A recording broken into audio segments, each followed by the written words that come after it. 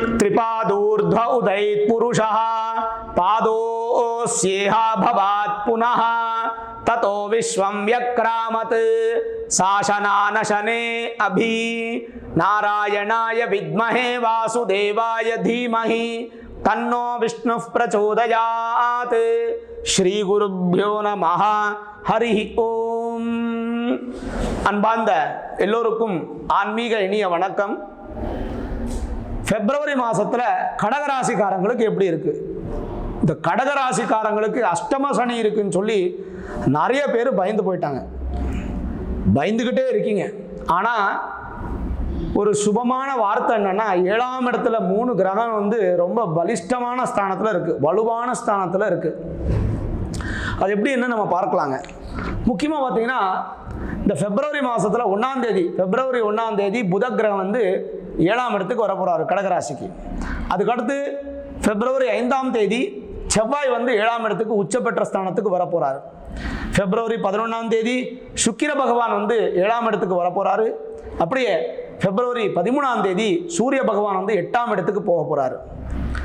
அதனைத் தொடர்ந்து புதன் 19ஆம் தேதி 8ஆம் இடத்துக்கு உங்களுக்கு புதாதித்ய யோகம் என்கின்ற ஒரு யோகம் இருக்கு.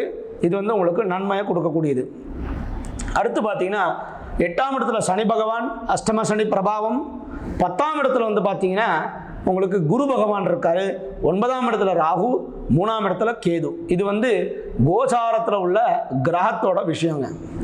சரி, அப்படின்னு நம்ம பார்த்தீங்கன்னா என்னென்ன சுப பலன் இருக்கு, என்னென்ன அசுப பலன் இருக்கு கடகராசிக்காரங்களுக்கு நம்ம பார்த்துடலாம். 15ஆம் தேதி பார்த்தீங்கன்னா அந்த சஷ்டி இருக்குங்க, ரொம்ப விசேஷமான சஷ்டி. 16ஆம் தேதி ரதசப்தமி, சூரிய ஜெயந்தி என்கின்ற ஒரு விசேஷமான பண்டிகை. 9ஆம் தேதி அமாவாசை இருக்கு, பிப்ரவரி 9ஆம் தேதி. 24ஆம் தேதி பௌர்ணமி, இந்த வியாச பௌர்ணமின்னு சொல்லுவோம். சரி, அப்படின்னா இந்த மாசத்துல பார்த்தீங்கன்னா கடகராசிக்காரங்களுக்கு இந்த பாக்யஸ்தானத்தில் ராகு, 3ஆம் இடத்துல கேது. 3ஆம் இடத்துல கேது ரொம்ப விசேஷமான பலனுங்க. பாவகிரகம் பாவஸ்தானத்தில் இருந்தால் ரொம்ப நல்லதுன்னு சொல்லி ஜோதிட சாஸ்திரம் நல்லா கிரமமாக சொல்லுது. அதனால உங்கள் ராசியிலிருந்து 3ஆம் இடத்துக்கு அதிபதியான புத பகவான், 12ஆம் இடத்துக்கு அதிபதியான புத பகவான் 7ஆம் இடத்துக்கு வரப்போறாரு. புதன்னால எந்த பிரச்சனையும் கிடையாது. நல்ல தைரியமாக இருப்பீங்க. நல்லா உங்களுக்கு அபிவிருத்தி கிடைக்க போகுது. இந்த அயன சயன போகஸ்தானத்தில் உங்களுக்கு அபிவிருத்தி இருக்கு. வெளிநாட்டுக்கு போகக்கூடியவங்களுக்கு கூட ரொம்ப நன்மையான ஒரு மாசம்னு சொல்லலாம். இந்த ஒரு மாசம் வெளிநாட்டில் இருக்கக்கூடிய எல்லோருக்கும் கூட உங்களுக்கு நன்மை பலன் உங்களுக்கு கிடைக்க போகிறதுங்க. இந்த மாதம் முழுக்க பார்த்தீங்கன்னா உங்களுக்கு சந்தோஷமான ஒரு வாழ்க்கை கிடைக்க போகுது. அது இல்லாமல் லாபமும் உங்களுக்கு அதிகபட்சமாக கிடைக்க போகுதுங்க. இந்த வாய்ப்புகள் எல்லாம் உங்களுக்கு கொடுக்கக்கூடிய கிரகம் எதுனா அது சுக்கிர கிரகம். அதனால சுக்கிரன் உங்களுக்கு நல்ல பலன் கொடுக்கக்கூடிய கிரகம் இந்த மாசத்துல கடகராசிக்காரங்களுக்கு. அது இல்லாமல் பார்த்தீங்கன்னா இந்த செவ்வாய் 7ஆம் இடத்துக்கு வரப்போறாரு. 7ஆம் இடத்துக்கு வரக்கூடிய செவ்வாய் உச்ச பெற்ற ஸ்தானத்தினால செவ்வாய் தோஷம் இருக்கா 7ஆம் இடம்ன்றது நீங்கள் பயப்பட வேண்டிய அவசியம் இல்லை. செவ்வாயினால உங்களுக்கு பூமி லாபமும், இந்த விவசாயிகளுக்கு அபிவிருத்தி, அப்புறம் ரியல் எஸ்டேட் பண்ணக்கூடியவங்களுக்கு நல்ல அனுகூலமும் உங்களுக்கு கிடைக்க போகுதுங்க. ஓவரால் பார்த்தீங்கன்னா புதன், சுக்கிரன், செவ்வாய் இந்த 3 கிரகத்தால் உங்களுக்கு நன்மை தான் இருக்குது. அது இல்லாமல் கேது பகவான், ராகு பகவானால கூட உங்களுக்கு நன்மை தான் இருக்குது. இன்னும் 2ஆம் இடத்துக்கு அதிபதியான சூரிய பகவான் நல்லா இல்லைங்க. அதாவது குடும்பஸ்தானத்துக்கும், தனஸ்தானத்துக்கும், வாக்ஸ்தானத்துக்கும், உங்கள் கல்வி ஸ்தானத்துக்கும் அதிபதியான சூரிய பகவான் 8ஆம் இடத்துக்கு வரப்போறார். 7ஆம் இடத்துல இருந்தாலும் சத்ருஸ்தானம் தான், 8ஆம் இடத்துக்கு வந்தாலும் சத்ருஸ்தானம் தான். அதனால இந்த சூரியனால அந்த அளவுக்கு அபிவிருத்தி கிடையாது. அதனால கடகராசிக்காரங்க தினமும் காலையில் எந்திரிச்சு சூரிய பகவானுக்கு ஒரு 12 நமஸ்காரத்தை செய்து ஆதித்ய ஹிருதயம் என்கின்ற ஒரு மந்திரத்தை, ஸ்லோகத்தை நீங்கள் கேட்க வேண்டியது. இல்லைன்னா உங்களுக்கு வருதுன்னா அது வாசிக்க வேண்டியது. ரெண்டுத்தில் ஏதாவது ஒன்று பண்ணுங்க, கண்டிப்பாக உங்களுக்கு சக்ஸஸ் ஆகிடுவீங்க. சூரிய பகவானால் வரக்கூடிய கெடுதல் ஏதாவது இருந்துச்சுன்னா அதெல்லாம் கிளியர் ஆகிட்டு சந்தோஷமாக இருப்பீங்க. அதுக்கடுத்து உங்களுக்கு குரு பகவானுங்க. குரு வந்து பார்த்தீங்கன்னா உங்களுக்கு பாக்யாதிபதி. அவர் வந்து பார்த்தீங்கன்னா குரு வந்து 10ஆம் இடத்துல இருக்காரு. தசமஸ்தானம் பார்த்தீங்கன்னா உங்களுக்கு கர்மஸ்தானம். கர்மஸ்தானில் இருக்கக்கூடிய ஒரு குரு பகவான் அனுகிரகத்தினால உங்களுக்கு எப்பேற்பட்ட ஒரு அபிவிருத்தி கிடைக்க போகுதுன்னா, நீங்கள் செய்யக்கூடிய உத்தியோகத்தில் கண்டிப்பாக உங்களுக்கு சக்ஸஸுங்க. ஏன்னா குருனால யாருக்கும் கெடுதல் ஆகாது.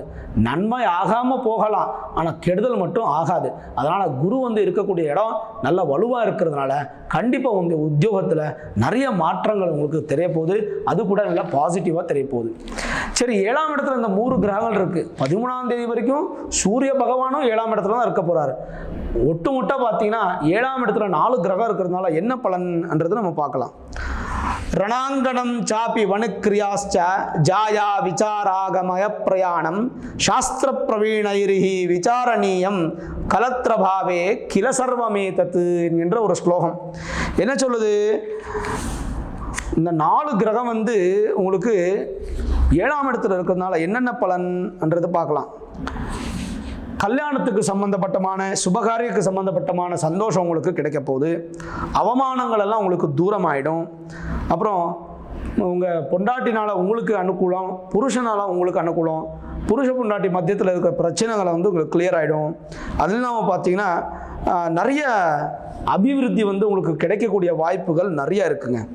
செவ்வாய் வந்து 7ஆம் இடத்துல உச்சபெற்ற ஸ்தானத்தில் இருக்கிறதுனால உங்களுக்கு ஏதாவது ஆரோக்கியத்தில் பெரிய பிரச்சனை இருந்துச்சுன்னா அது சின்ன லெவலில் மாறுபாடாகி உங்களுக்கு கிளியர் ஆகிடும். குடும்பத்தில் சந்தோஷம் உங்களுக்கு கிடைக்க போகுது. அது இல்லாமல் பார்த்தீங்கன்னா இந்த வீடு வாங்குறதோ, வீடு கட்டுறதுக்கு ஆரம்பிக்கிறதோ, கிரகப்பிரவேசம் பண்ணுறதோ, இந்த மாதிரி விஷயத்துக்கு இந்த பிப்ரவரி மாதத்தில் உங்களுக்கு ரொம்ப சந்தோஷமான சமயம். சில நெகட்டிவ் பலங்கள் இருக்குது. இருந்தாலும் செவ்வாய் வந்து உச்சபெற்ற ஸ்தானத்தில் 100க்கு 100% அதிகமான பலத்தில் இருக்கிறதுனால அது வந்து நல்ல பலனாக கிடைக்க போகுது. அது இல்லாமல் சில பிரச்சனைகள் வந்து உங்களுக்கு நீக்கி சந்தோஷமாக இருப்பீங்க. புதன் வந்து 7ஆம் இடத்துல இருக்கிறதுனால நீங்கள் வந்து ப்ரொஃபஸர்ஸு, லெக்சரர்ஸு, டீச்சர்ஸாக இருந்தால் உங்களுக்கு நன்மை இருக்குது. அது இல்லாமல் இந்த ஷேர் பிஸ்னஸ் பண்ணுறவங்களுக்கு சூப்பராக இருக்குது. வியாபாரம் பண்ணுறவங்களுக்கெல்லாம் நல்ல யோகம் வந்து கிடைக்க போகுது. 7ஆம் இடத்துல சுக்கிரன் இருக்கிறதுனால அதிகபட்ச சந்தோஷம், அதாவது உங்களுக்கு சந்தோஷமான ஒரு வாழ்க்கைன்றது உங்களுக்கு கிடைக்க போகுது. எல்லாமே உங்களுக்கு நன்மையாக தாங்க இருக்குது. இருந்தாலும் ஜென்ரலைஸாக நம்ம பார்க்குறதுனா என்னென்ன பலன் இருக்குன்னா, நீங்கள் செய்யக்கூடிய எல்லா உத்தியோக வேலையிலும் உங்களுக்கு சக்ஸஸ் இருக்குது. உங்கள் சகோதர மத்தியத்தில் இருக்கிற பிரச்சனைகளெல்லாம் தூரமாயிடும்.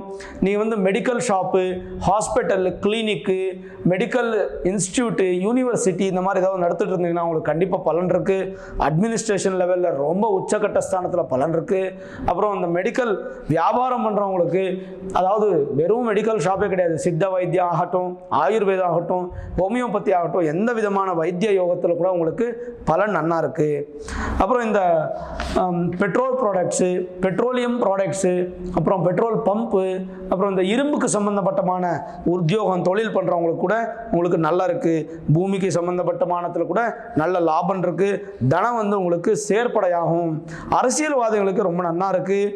இந்த படிப்பு சம்பந்தப்பட்டமாக இந்த ஏதாவது ஜர்னலிசமு, அப்புறம் மீடியா ரிலேட்டடாக இந்த மாதிரி ஏதாவது கல்வியில் நீங்கள் இருந்தீங்கன்னா இந்த மாதத்தில் உங்களுக்கு ரொம்ப நல்லா இருக்குது. சந்தானத்துக்கு சுபமாக இருக்குது. அதிர்ஷ்டம்ன்றது இந்த மாதத்தில் உங்களுக்கு கிடைக்க போகுது. நல்ல திருப்திகரமான ஒரு சந்தோஷ வாழ்க்கை உங்களுக்கு கிடைக்க போகுது. அது இல்லாமல் பார்த்தீங்கன்னா சில உங்களுக்கு ரொம்ப இம்பார்ட்டண்ட்டாக இருக்கக்கூடிய இந்த வஸ்துக்கள் இருக்குல்ல, லேப்டாப்பு, தங்க செயினோ இல்லை வாட்சோ, இந்த மாதிரி நிறைய வேல்யூ இருக்கக்கூடிய பொருட்கள் வந்து நல்லா பார்த்துக்கோங்க. மிஸ் ஆகக்கூடிய வாய்ப்புகள் நிறைய இருக்குது. என்னதான் இருந்தாலும் உங்களுக்கு சூரியன் நல்லா இல்லாததுனால இந்த கடகராசிக்காரங்களுக்கு இந்த மாதத்தில் சூரிய பகவானை வேண்டுறது, சூரியனுக்கு நமஸ்காரம் பண்ணுறது, ஆதித்ய ஹிருதயத்தை கேட்கறது, இதை பண்ணாலே போகிறோம். கடகராசிக்காரங்களுக்கு பிப்ரவரி மாதத்தில் நல்லா சந்தோஷமான ஒரு வாழ்க்கை உங்களுக்கு கிடைக்க போகுது. அதில் சந்தேகமே இல்லைங்க. இந்த வீடியோ உங்களுக்கு பிடித்திருந்தால் லைக் பண்ணுங்கள், ஷேர் பண்ணுங்கள். முக்கியமாக நம்ம சேனலில் சப்ஸ்கிரைப் பண்ணுங்கள், பெல் ஐக்கான் ப்ரெஸ் பண்ணுங்கள். நான் தினமும் பூஜிக்கக்கூடிய அம்பாள் அன்னபூரணி அனுகிரகம் உங்களுக்கு உங்கள் குடும்பத்துக்கு எப்பவும் இருக்கட்டும் சொல்லி பிரார்த்தனை செய்து, சர்வே ஜனாஹ சுகினோ பவந்து, சமஸ்த சன்மங்களானி பவந்து.